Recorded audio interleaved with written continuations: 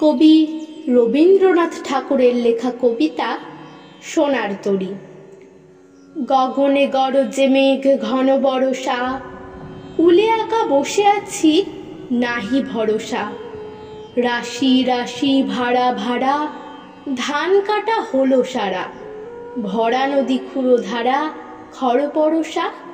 কাটিতে কাটিতে ধান এলো বরষা। একখানি ছোট ক্ষেত আমি একেলা, চারিদিকে বাঁকা জল করিছে খেলা। পরপারে দেখি আঁকা তরু ছায়া মসি মাখা, গ্রামখানি মেঘে ঢাকা প্রভাত বেলা। এপারেতে ছোট ক্ষেত আমি একেলা, গান গেয়ে তরিবে কে আসে পারে।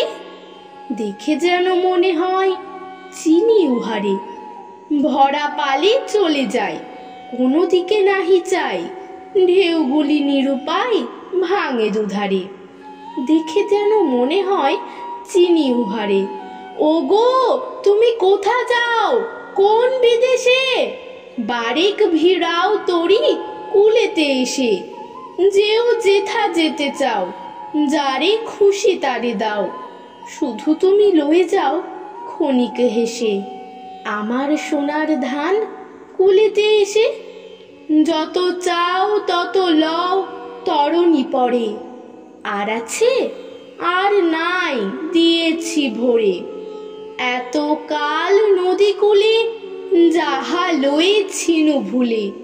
সকলই দিলাম তুলে থরে বিথরে, এখন আমারে লহ করুণা করে। ঠাঁই নাই ছোট সে তরি, আমারই সোনার ধানে গিয়েছে ভরি।